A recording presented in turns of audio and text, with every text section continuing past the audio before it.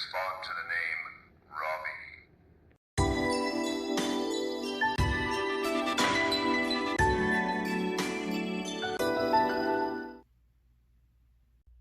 Hey everybody.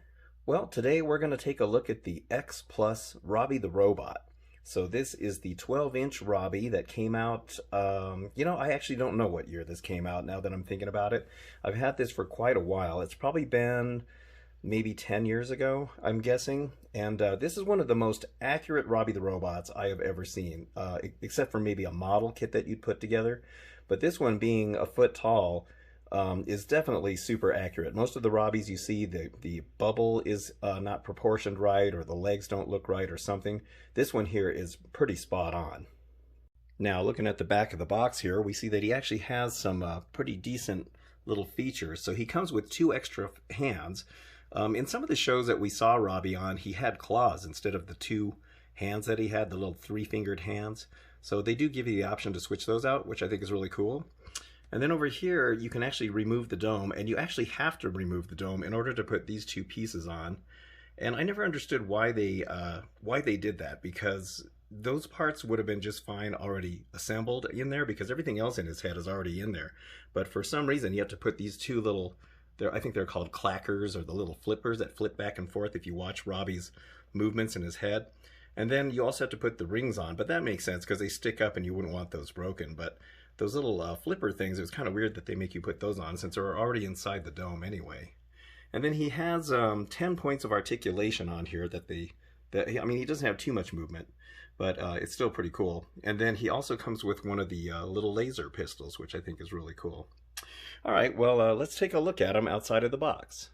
Okay, so he is so big, it's hard to get him fully into the picture here. He's a full foot tall.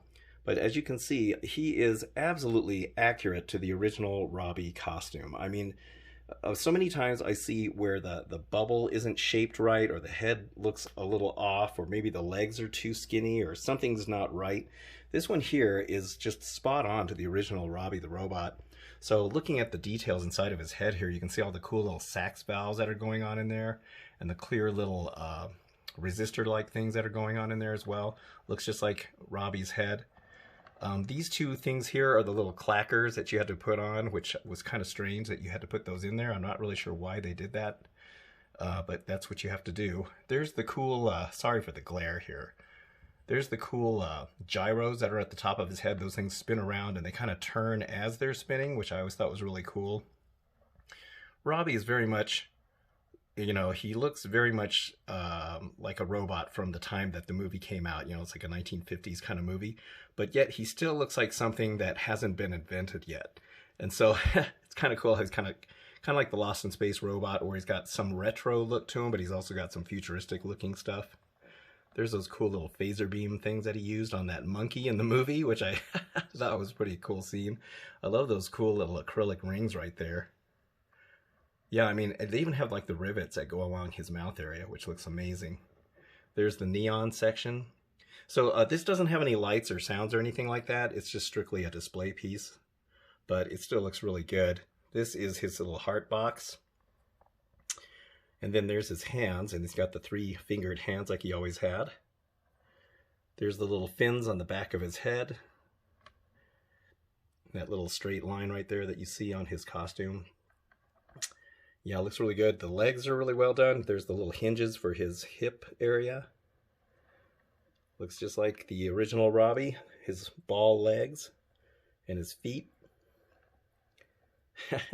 Yeah, that looks just amazing. I mean, like I said, he is incredibly accurate. So, Robbie, I mean, the movie Forbidden Planet, no matter how many times I watch that movie, I'm still amazed at it. And considering it was made in 1956, I believe, it still holds up today. I mean, the special effects look really good. The creature still looks really good. The creature was done with Disney animators, so of course that's going to look fantastic.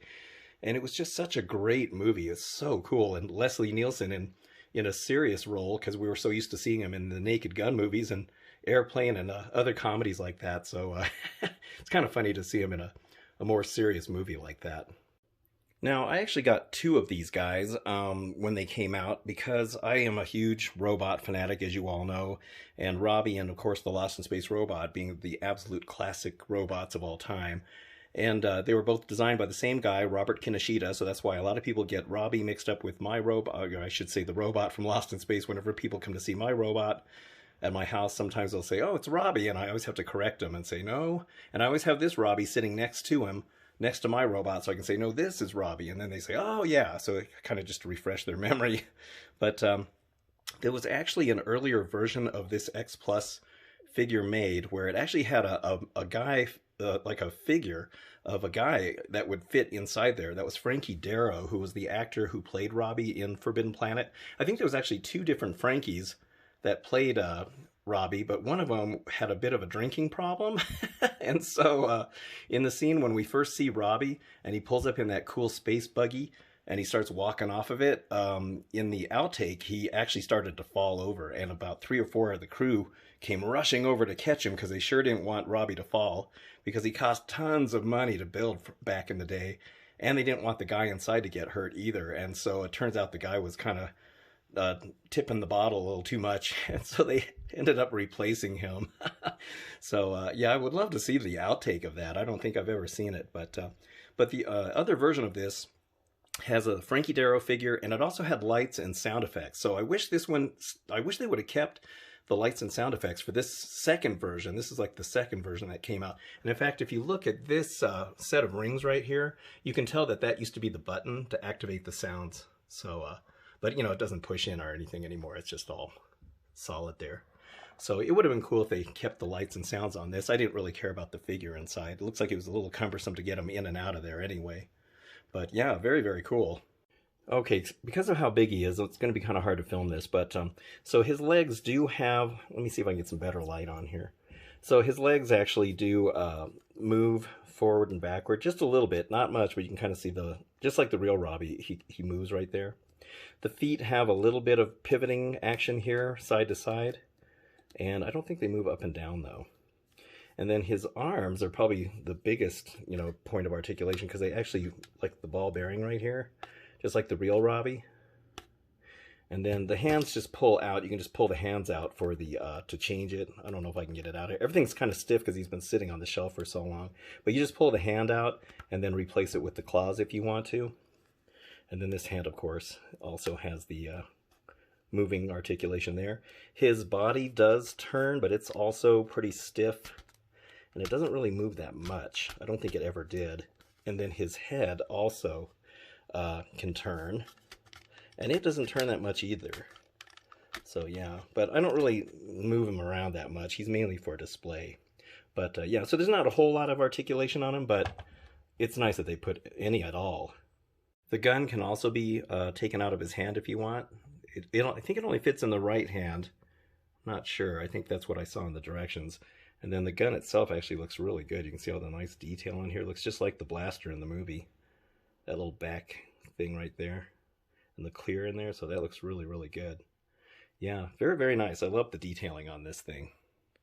So the original Robbie costume was used in several different shows and movies. I mean, he's been used in a lot of different TV shows and movies as well. But after that, a director named Bill Malone acquired him, I think, from a museum. He was sitting in a museum for quite a while over there by Knott's Berry Farm and in California. And unfortunately, Robbie had fallen into pretty bad disrepair because I guess that museum didn't have very much in security. And so people could just walk right up to Robbie and take pieces of him. And so I think a lot of the little rings on the side here, and these were probably stolen off of him.